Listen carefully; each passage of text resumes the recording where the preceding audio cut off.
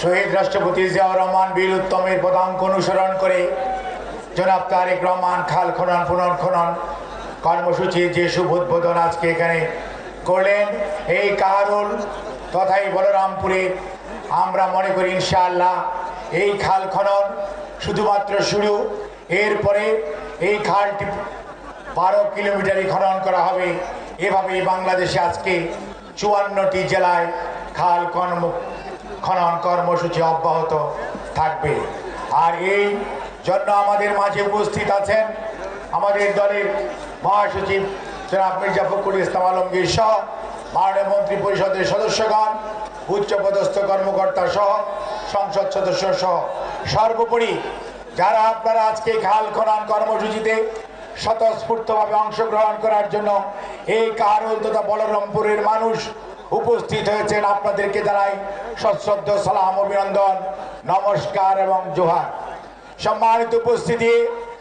আমরা আসুন শহীদ রাষ্ট্রপতি জিয়াউর রহমানের সময় আমরা যেমন স্বেচ্ছাশ্রমে খাল খনন করেছি,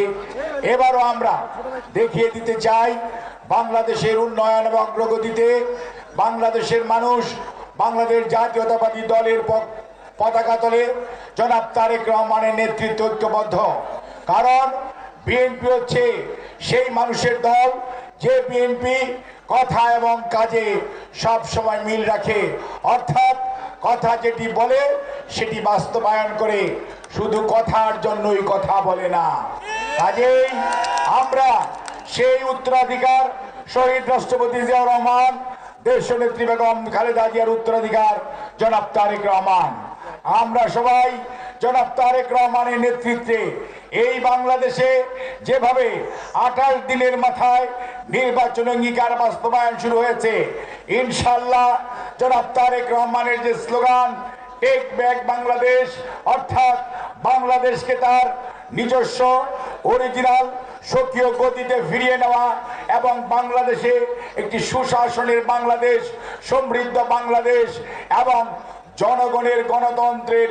মাধ্যমে নির্বাচিত সরকারের মাধ্যমে পরিচালিত বাংলাদেশ, যেই বাংলাদেশ হবে জনাব আধুনিক রাষ্ট্রের উপকার শহীদ জিয়াউর রহমানের যে স্বপ্ন,